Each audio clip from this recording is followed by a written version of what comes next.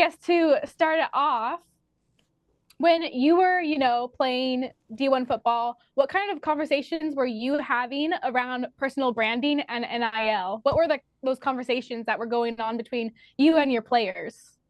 Yeah, and so kind of being in that situation where we weren't allowed to like make money back then, um, what we really tried to do is represent the program versus the individual because you really were a marker for what the program is doing.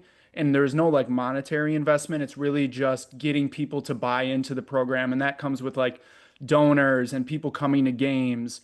And so that stuff was really important. And my coaches like really emphasized like, you are not like a regular student, you are a role model in the community. So it wasn't necessarily like branding in a way of I want to get my name out there so people know who I am. It was more so when I walk around campus or if I'm out to dinner with my teammates and we're wearing North Dakota football like gear on and people know we're players, that people look at us and they're like they carry themselves well. They're good men. They're not acting, a fool or anything stupid because you were representing the program. And that's how you get a city, I think, behind you. And that morale is very important for a team overall because you need, like, when you have fans at your games, I mean, you can't let them down. So I Yeah. think, I think it was more so that just kind of you're representing a bigger idea more than yourself. Yeah. I feel like you guys are very, that hopping off of that, you guys are very team based. You guys are united. You guys are kind of Mhm. like one and stronger together. It's like, okay, we're representing, the team, and it's all of us or none of us. Exactly. And I mean, every single snap of a football game, there's 11 people on the field. They all have their own job to play. And if one person doesn't do that job, then the whole team faces the consequences. So if a linebacker isn't making the right read and not fitting the right gap to make a tackle, he then compromises the rest of his team. Same thing with the left tackle making a block on a D lineman to protect his quarterback. A lot of these things go unnoticed, but that's the thing about football that makes it so special is it's 11 people on the field all at one time doing one job that they all have their individual job but for the same end goal. And a lot of those like you don't even know that that person did their job perfectly because otherwise it wouldn't have happened. Whatever the big play was or whatever the win was. I So, feel like when so it comes to football, you guys are just so coordinated and you guys have to be so organized. I mean, 11 different players on the team, there's 11 agendas, but there's one goal. Exactly. And what's fun about where I played was we had guys from all over the world, all different walks of life. And that was like one of the things that I really am like very appreciative about my experience being a college athlete is you learn how to make a team with people from all walks of life, all different personalities. I mean, there was like 100 guys on my team and people coming in Whoa. and out every year. And you have to be able to work with them as a team. And those are like the type of lessons that I take into the rest of my life. And I'm very, very grateful for that experience and stuff like that. That's crazy. I feel like just looking at, you talking to you, looking at your social medias and following what you do, you're very team based. You're all about support. You're very united. You're like, okay, let's do this together. I saw that you're like running marathons. That's crazy. Oh my goodness. Running is ultra marathons, not ultra marathons. Let's marathons. ultra Oh my marathons. gosh. That's insane. It just shows, being a football player takes, dedicated passion and just like focus, and being participating in an ultra marathon, it's like, okay, the everything that you learned from being a football player, whoop, let's, take that same discipline and move it over here. Exactly. I mean, you nailed it. That is like my life philosophy. And so I personally do ultra marathons because I think that is you go through so many roller coasters of ups and downs in like a 26-hour race that you gain years of wisdom that most because the strongest lessons we learn in life are usually when things are going the poorest because those are when the lessons really stick. And so, like in an ultra marathon, you're going through 26 hours of just a roller coaster of highs and lows. So I always feel like I learned years of experience in, such a 26-hour period, which a lot of people take years to learn. So that's why I love doing ultras. But I was having a conversation. I just did a 10K, which is 6.2 miles this past weekend. And I was having a conversation with somebody after the race, and we were just, we were talking about the different type of race styles, and we were talking about how we want to do ultras and everything. And we were talking about how what's so great about running in particular is that you can make the race as hard as you want and get the same value no matter the distance.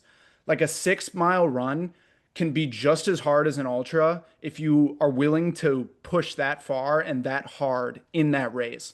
So there's so many so people say like I run ultras and it's like, but you don't have to run ultras to get lessons, and you don't have to run ultras to obtain some of these things that I'm kind of talking about when it comes to like learning how to navigate mental hardship and like being able to overcome suffering and adversity in a self-forced kind of situation. Is there any point that you've noticed when you're running these, it's like, okay, this is where like it's really hard, I'm struggling, but I got to push through. I'm going to push through.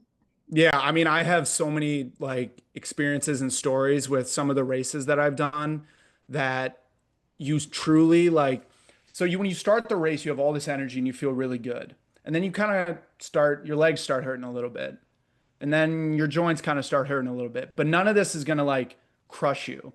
What happens in an ultra is you get to a certain point where you are like what you think is 100% of your capability because your body and mind are just so fatigued. And you sit and you have to think, for example, the hardest race I've ever done was a 63-mile race in January in Wisconsin. It is notoriously known as one of the hardest ultras in really the Midwest, and to be honest, in the US. I don't even know if I can do two. Yeah, it has like a finish rate of like 15%. It's a very difficult race. It's called the Frigid Fox. And there at mile 18, my body was like completely shut down. I was cramping. I was like kind of very lightheaded. My electrolytes were all out of whack. And I was like leaning up against trees because I physically couldn't run. So you imagine what my mind space is there at mile 18, knowing I had 40 something miles ahead of me that I still have to go. So what I've learned in those situations when I feel like I'm at my 100% is you need to shrink your mind to whatever the most manageable thing is in your head. I can't look at the idea that I have 40 more miles to run because my mind just physically cannot comprehend that in my current state. So instead, what I do is I start thinking about, okay, the next aid station is 6 miles away. I have to get there. If that's too far, then it's okay. I just need to run 1 mile at a time. If that's too far, then I just got to make it to that tree around the corner. And you just keep shrinking your mind down to whatever is manageable. And I think that applies to life too, because some days it feels like you're truly, I only can make it to tomorrow. I just have to make it to the rest of the day until I'm off of work, until I can make it. I just have to get through this appointment. I have to just get through this challenge. And that's what I think how ultras and putting yourself in these situations allow you to learn life lessons that then pay dividends through all of life. So would you say the tip that you would suggest is, making those small goals and like celebrate those small goals, small goals, Small goals, yeah. Celebrating those small goals. And being like, okay, I'm going to run up to this tree. Okay, I see the block. I see that building. I'm going to run there. I'm going to hit that. Because, you said at mile 18, you're just like, 18, 19, 20 is coming and it's rough. You got to push through. It's all about, your mindset. And you're like, this is so tough. It's so difficult. And I have, 40 plus more miles to go. You're like, it's a mind shift. You just got to fight through that. Completely. It's completely a mind shift. And I think so we have all these big lofty goals that we want to do in our lives. Like, you want to be a veterinarian, you want to run a 100-mile race. But are you willing to do the small things that's going to take to get there? So, and without any big goal it accompanies with suffering of some kind, some sort of sacrifice. So are you willing to be a veterinarian? And I'm just speaking from my own personal experience on this, whatever your goal it may be. So are you willing to become a veterinarian, but are you also willing to sit in a library on a Saturday night while all your other friends are going out to the bars? Or are you willing to forego a lot of things that may sound fun to you, but since you have these goals in life, you need to be able to kind of have those micro goals and be able to Yeah. kind of like shrink your mind to a point of, I just need to like get through this exam. And so my goal for this weekend is I need to sit and study for 6 hours on Saturday, 6 hours on Sunday, whatever it is. And, same thing with like something as simple as playing guitar. I've recently started learning how to play guitar. And it's like when you first start playing, your fingers kind of get blistered and hurt. Oh It's like, yeah, the okay, tips are of you your willing to fingers go hurt. through that in order to accompany or to accomplish whatever goal you may set? Hmm.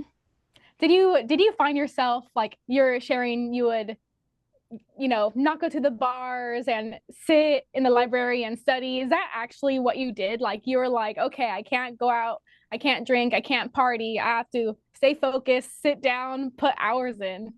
Yeah, and Dr. G can probably attest to this as well, is it's it's it's very hard to accomplish some of these goals in life, and what it requires is sacrifice. The bigger the goal, the bigger the magnitude, usually the more sacrifice there is. And there has been a lot of times where, like, back to my running, where I can't go out on a Friday night, or like I can't come to this event because I have to go run 20 miles, or I have to go do this run the next day. And those are all like little sacrifices. And the problem with when you jeopardize your goals on those small little choices, those are little micro losses. And those micro losses stack up and stack up and stack up. And then it ends up being you fall short of whatever your goal is. So Hmm. having just being able to like have micro wins throughout the pursuit of what you vision as your long-term goal is kind of how I approach things. And you have to kind of shake hands with yourself and be like, all right, this is what I want to do. Anything that distracts me from this, I have to be able to sacrifice it. I feel like when I'm looking at you and I'm talking to you, the word that comes into my mind is disciplined. Throughout your whole entire, life as, a linebacker, ultramarathon runner, veterinarian, I see the discipline that you have, which is admirable. Thank you. So throughout that phase, I guess, how did you manage, I guess, how did you manage that brand evolution? Is there like a core piece of you that was with you the whole entire time from all those, different phases in life? Yeah, so I'll tell you a little kind of personal story about myself, and I don't mind sharing it. But so when I was about 14, 15 years old, so this was in 2014, I had a friend who died of bone cancer. And it really, really like messed with me for that time period That's because he was hard. such a nice guy and he didn't really get treated well growing up. And then once he gets cancer, everybody pretends to be his best friend. And so I was very like mad kind of at the world. And I didn't understand one, what was going on, because when you're that age, you don't think your friend's gonna die. And then it really just kind of like I was like, why him? Like, why out of all the people, why him?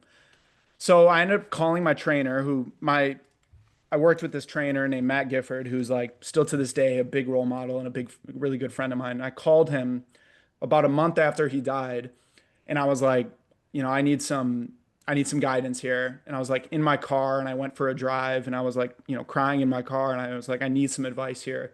I was like, this is not sitting well with me, and I don't know what to do. And he said to go, talk to him and go and if you have anything you need to say, go to his grave and tell him.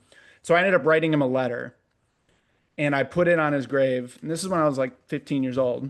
Wow. And I put a letter, and I basically said, like, I'm sorry all this happened to you, all this stuff. And like, I imagine that there's a deeper meaning here. And I made a promise to him that I would not waste the time that I had left. So Oh. since that point, I have been disciplined and somebody who just kind of has always wanted to do more with his life and become exceptional.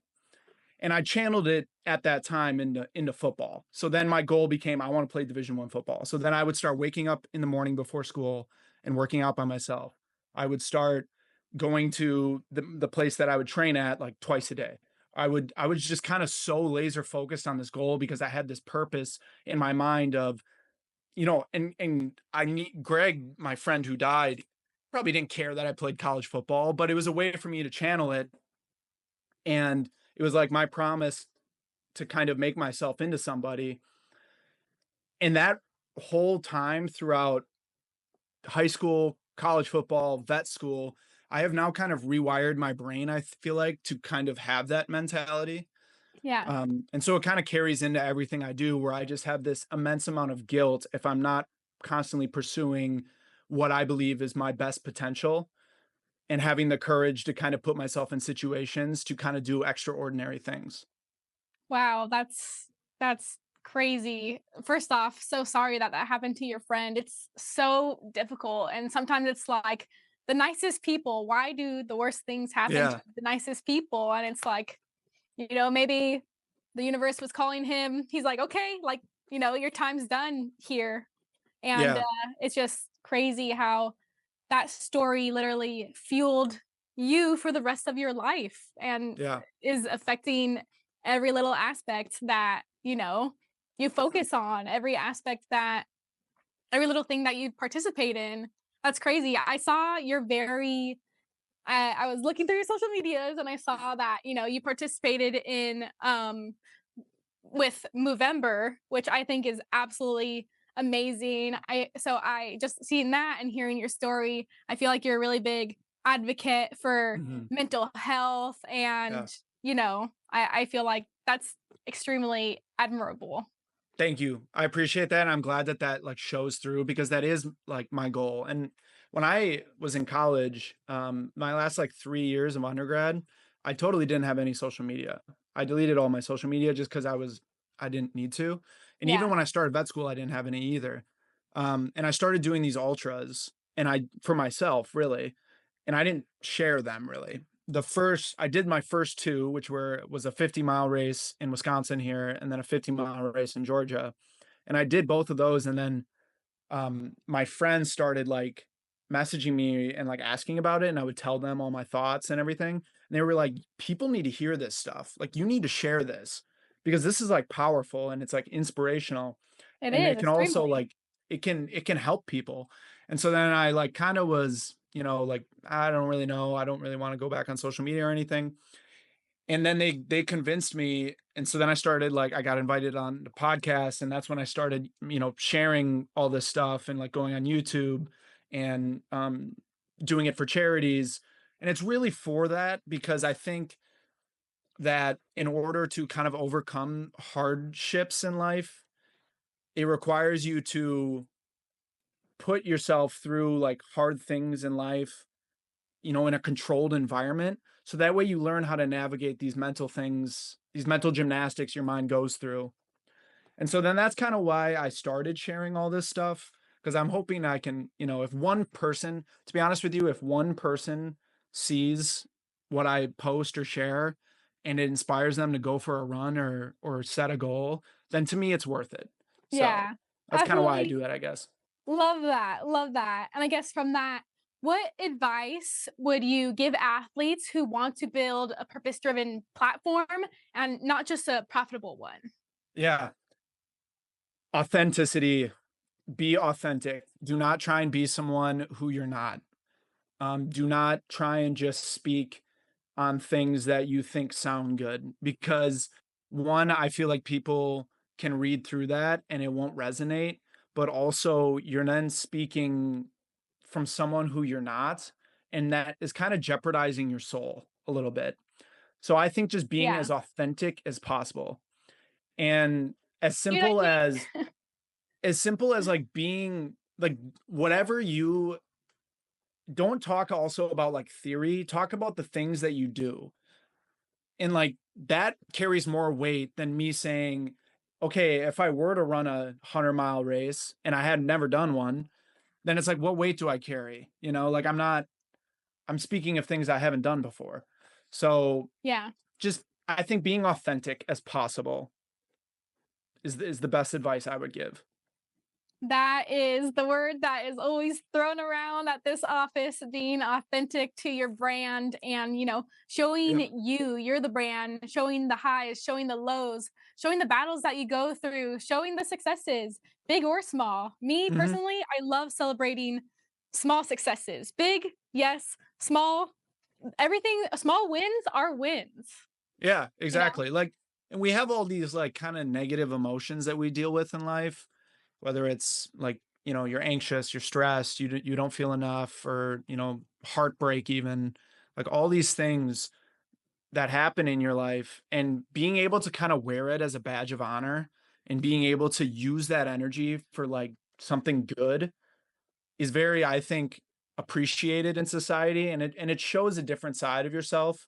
So I have no problem kind of sharing like the negative things in my life that have driven me, because it's who I am and it's a part of my story. It's a part of the person that is sitting in front of you is the person that has had some of those things and then used it for, you know, For to good. do something good. Yes. Yep. I think as a viewer and someone that makes, videos, content in general, seeing what makes me follow and people follow is seeing vulnerability and transparency and honesty through the content that someone's showing. And 100%, when I went on your page, I was like, I was already feeling it. I was like, wow, he's focused on mental health. And then, like, he's all about unity and Hmm. team and togetherness. And it just speaks in everything that you're doing. So, I guess from there, how do you view social media as a tool for athletes to build or break their brand? Do you think Yeah. do you advise them using social media? Yeah. And social media is not for everybody. Absolutely. Like, it's a great tool though. And I think if you want to put yourself out there, then I think being authentic and posting about the things that you have done in your life or the lessons you have learned or the experiences that you have, um, I think it will resonate with a lot more people than you think. I think there's a lot of people that think that, I mean, me personally too, like I feel like something I say I'm like, no one thinks, like, no one will resonate with that, or they'll laugh at me, or they'll think I'm stupid for doing that. But Yeah. I think you can really resonate with people more than you think. Um, and using it as a tool to not only in this day and age, you need something after whatever sport you're playing. So I think it's important, if that's something that you're passionate about, such as motivating people or, coaching, so stuff like that, using social media is going to be very, very important for that transition period, because I have so many people I know that once they got done playing sports, they just kind of fell into this like mediocrity complacency period because they hung their hat on the idea that I was a Division 1 athlete. And that's I did it. it. I did, and it's like, and they also don't have somebody like a coach telling them every day that you need to be at practice, or you need to go to Yeah. the gym, or you need to get your studies together. So that comes back to that discipline idea and self-discipline. Um, and having that transition once you're done with your sport, and being able to kind of start something new, Yep. A social new media is a journey. phenomenal tool to do that, because you need to get marketing. I mean, it's a competitive world out there. 100%. I feel like being an athlete, especially right now and with NIL, social media is the way to go. And, building a brand to Mhm. get noticed. Not only can people see you on the field when they're watching your game, but there's a personal touch with your social media. They get to actually meet you, the player, Yep. see what you like, what you do, and get to know you a little bit more. So I guess another question I have is, did any of your other football colleagues focus on social media, and at what capacity? Yeah, I have one teammate who, so there's guys that are like still playing. Well, I'm a little old now, but so I may not know as many guys that are still You're currently young. playing. But when I got done and the NIL deal got passed, or the law got passed, I know some teammates that would, promote local businesses and promote local companies and like supplements and stuff, that they would do that. Um, but a lot of my teammates, I think of one guy, his name is Brady Oliveira, who he does like dog rescues. He does like kind of his own personal brand. He Oh, travels to like Bali and a bunch of other places and does wow. a lot of dog rescue work. He plays professionally in the CFL. He's built a huge social media following doing that. I have another friend who does coaching. His name's Travis Toivonen, and he does wide receiver coaching. So he uses his social media platform to kind of get, notoriety about his coaching abilities. And he'll share videos, which people value that stuff. Like people will see, you doing whatever drills you do, and what you coach, and they'll adopt that in themselves. But the thing is you need to have I feel like you need to have some sort of authenticity to you. So this goes back to being authentic.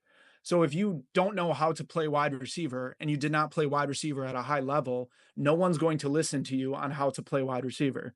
Yeah. Same thing with me with ultra running. I'm not going to tell people how to run a 100-mile race if I've never done a 100-mile race. Yeah. So where's the credibility in that? Yes, you need to be credible. And that's basically do things that are interesting and then share it with people. Love that. Love that. So another question. So if a current college athlete asked you how to start building a brand, what would you tell them? I would say output is important, because it's not going to happen overnight. I feel like people do not,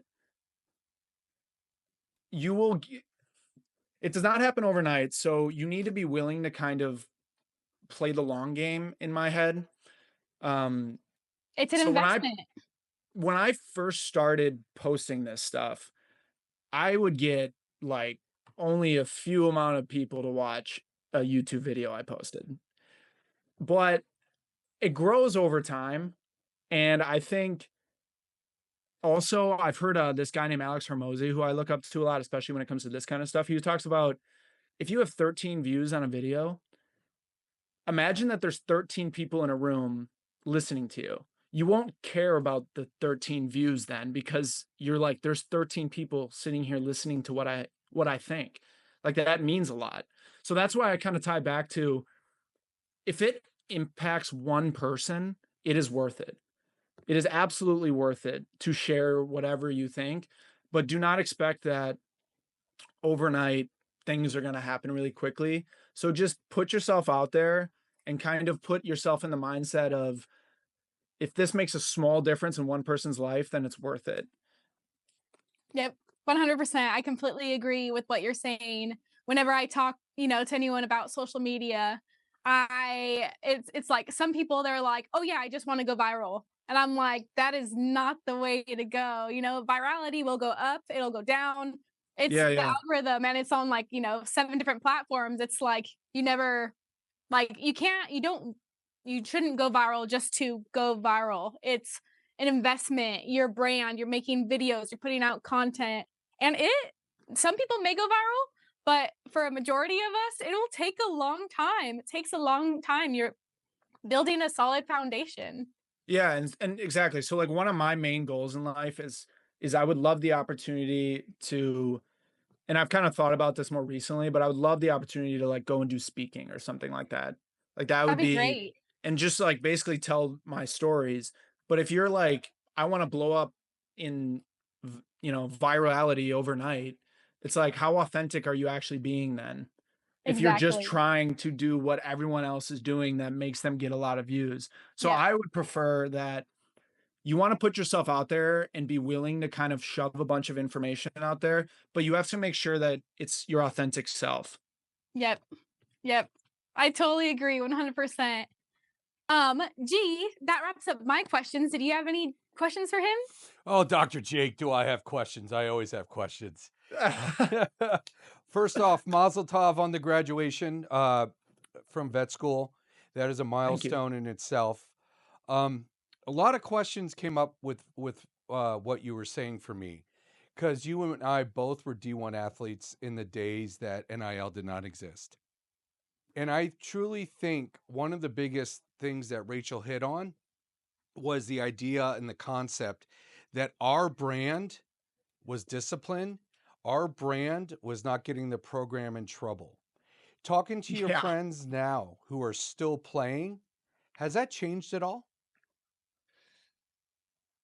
I feel like the culture of where I was, that was so instilled in us.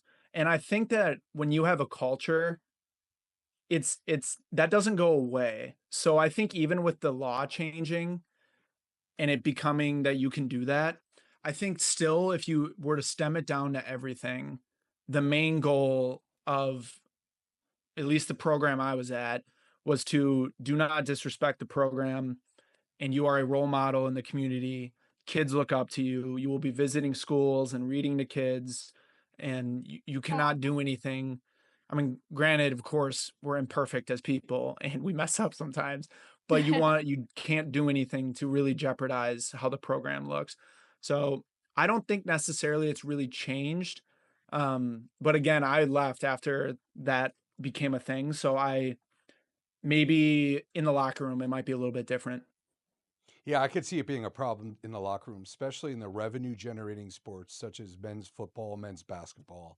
Yeah. Um, and that's why, here at Pacific Lens, we are really concentrating on the female scholar athletes. We are trying to, because they're all mostly a great majority are non-revenue generating. Mhm. Second thing I want to ask you is, how did you cancel out all the negative noise you would receive? I feel like no matter what you do in life, people are going to have opinions on you. And I feel like everyone cheers for you everyone cheers for you before you cross the finish line of the race. And then I think they kind of they see what you're doing, and they find ways to kind of bring you down because they kind of self-reflect on like, well, the reason I'm not doing that is because like I don't have to. So they kind of want to see you fail because if they see me run a 100-mile race, they want to know that they want to kind of see me fail at it because it's a self-reflection and kind of can make people insecure. So I think I kind of come from the choose violence kind of frame where I'm just like, no matter what I do in life, people are going to hate me, and people are going to, the bigger I get in whatever I do, the bigger accomplishments I have, people are going to try and poke holes in who I am as a person. So I think I kind of just accept that. And, I think it might be a good indicator that you're on the right path because people are going to try and tear you down. And that's just part of it.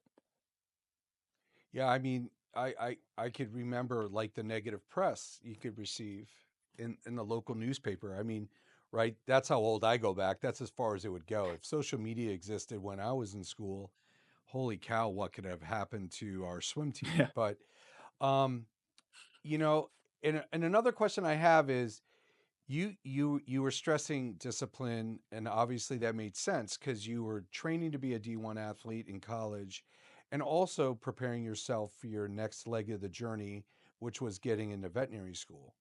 Mm-hmm. Building your brand back then was you were building the brand of, hey, I'm going to be a doctor. So what advice could you give to these scholar athletes that are trying to balance being an athlete but also building their brand at the same time without burning out? Um, so I think I think it really is as simple as just like be authentic and be who you are. I mean, there's a lot of work that is going to go into if you want to do like multiple things. Um, and so one thing that I've kind of struggled with is it's like I'm a runner, but I'm also a doctor of veterinary medicine. Those don't really relate. So I think instead of being like, okay, running is my brand, or being a doctor of veterinary medicine is my brand, I'm kind of like Jake Rostas is my brand, and that's who I am. So I think, yeah, just like being authentic as possible, and also faking who you are is exhausting.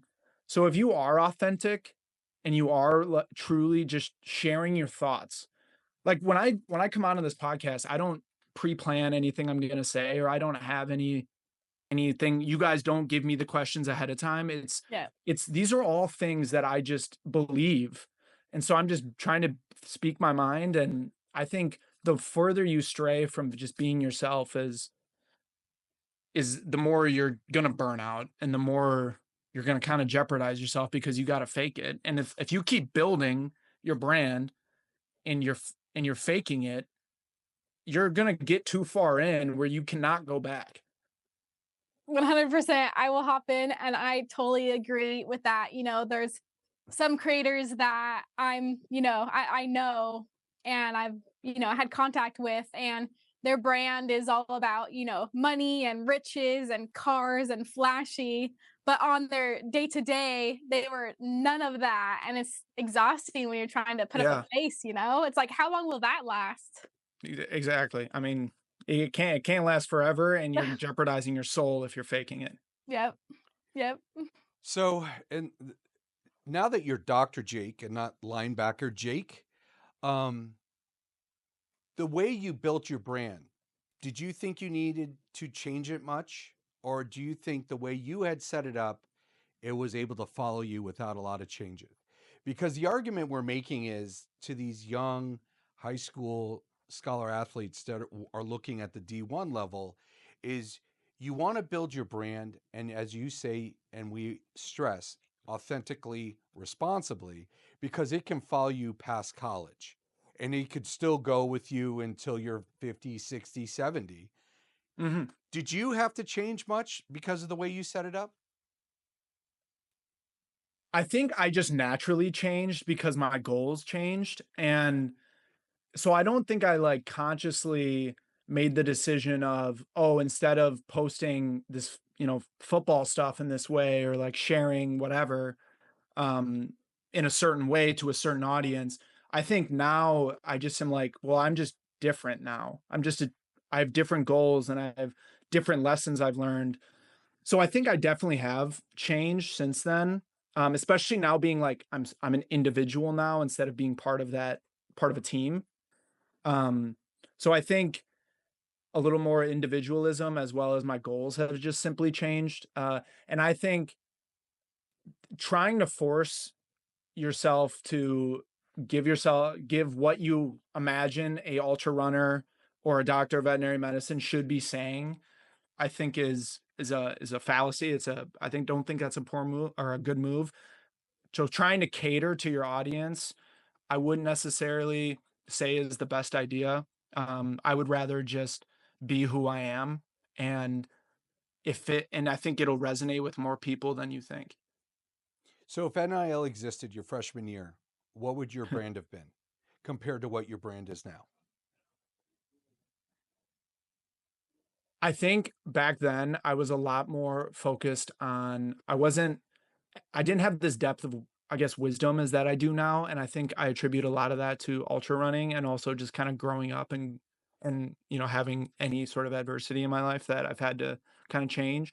So I think I would have been a lot more like kind of materialistic back then. So I would have wanted to be sponsored by or I wanted to like promote the best, football cleats and like kind of be a little more like superficial in that aspect, which there's nothing wrong with that. There's absolutely nothing wrong with that if that's what you want, but that's not who I am.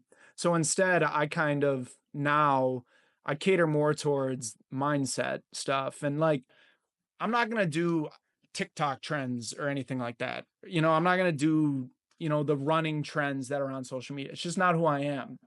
I'm going to sit and I'm going to use my words. My words are my brand, not what I necessarily physically do per se, or how I look, I guess. Well, You're making sure your content aligns with who you are and not making content that doesn't. Yes, exactly. Well, there's one thing that you and I both have in common. Another thing we have in common. You and I are both doctors of veterinary medicine, but we both won't be doing any running TikTok trends. I can promise you that. So who knows? If I come out to California, maybe we will be running TikTok trends. Yeah, man, I did so many flip turns in my career, my knees couldn't handle it.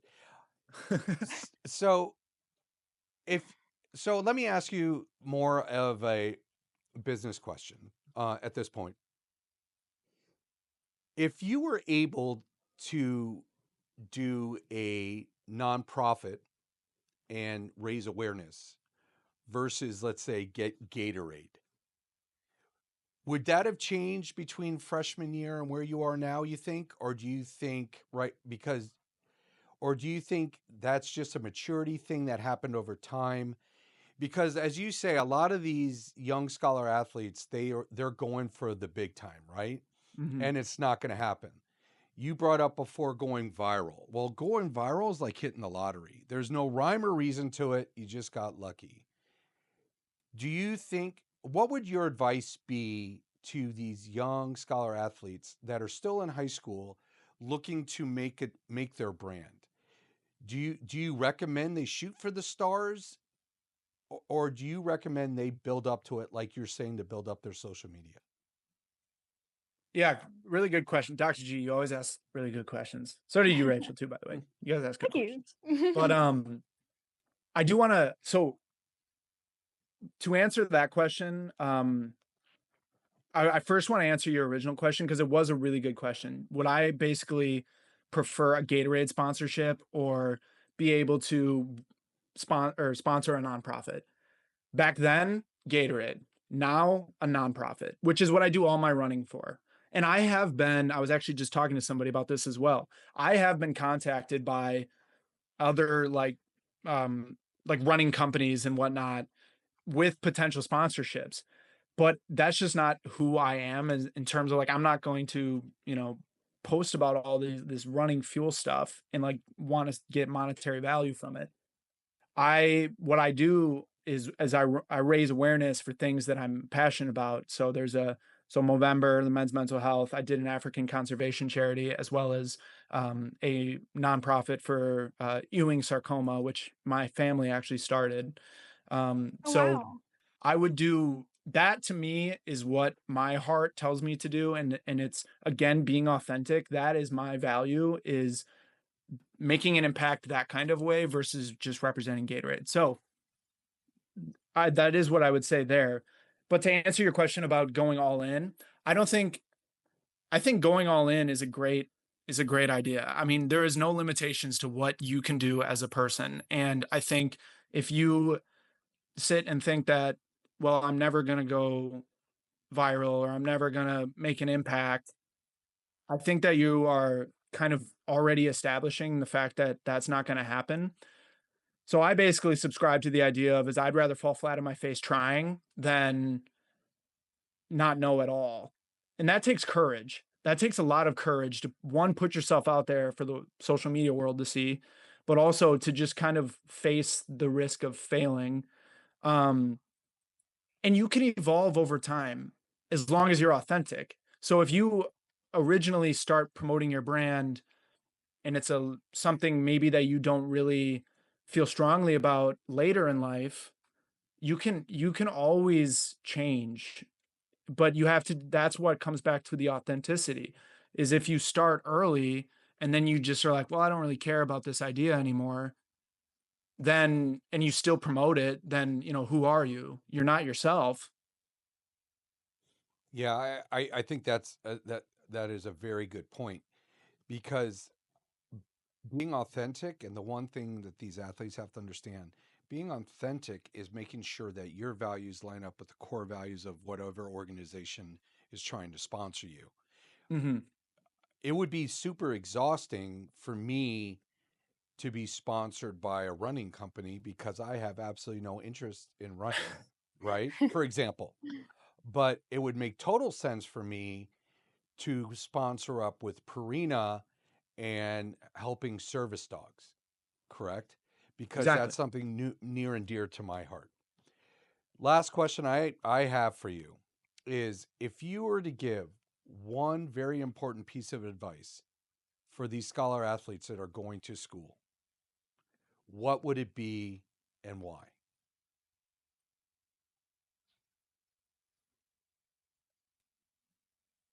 I would say to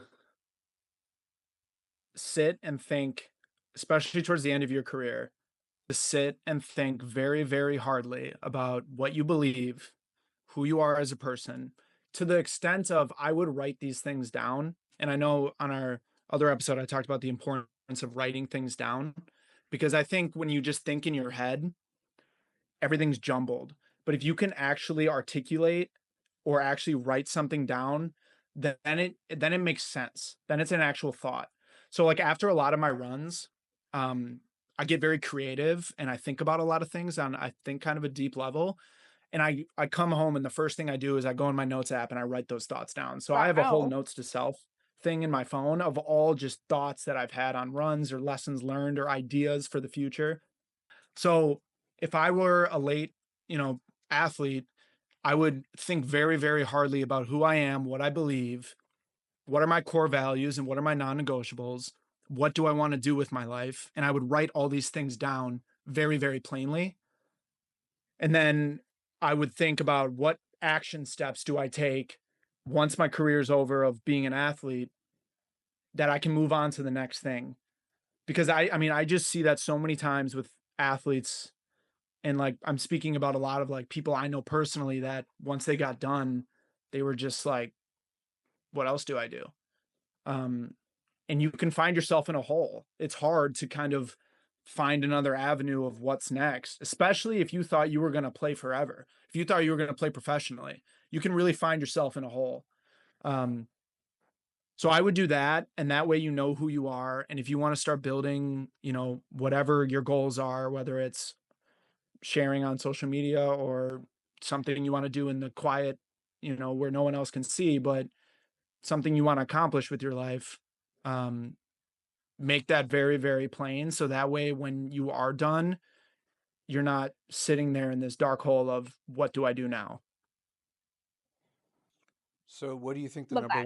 number one action our listeners should take this week if they're trying to start building their NIL brand? For a physical action, I would say write these things down and write what you're going to do in that week down. Whether it's I'm going to start posting about, the running that I do, or I'm going to start posting about the importance of being a captain on a football team. Write it down and set a goal that's like very, very plain and achievable. Like I'm going to post 10 times this week about what I think is important about being a leader or something like that. So like physically writing something down that has an actual action step at the end of it, not just an idea. Well, thank you. Those were Love my it. questions. Rachel, Love it. do you have anything? I was ending it with you, G. Oh, you're ending it with me. Well, Jake, like I said, I've really enjoyed our relationship we've built, and Mm, I think it's very important for scholar athletes to understand that there is life outside of sport, even though sport is very important to them. And I think what you said, being truly true to yourself and who you are, is very important in order to make sure that this journey is positive. So, mhm. Jake, I thank you so much. I know you probably have to go train for your whatever run you want to Run this do. weekend. Yeah, you just keep running. And to our guests out there, if you have any questions for us, uh, just hit us up on Pacific Land Studio on our socials. We'll be more than happy to talk. If you also want to have any questions for Rachel, how do they get a hold of you?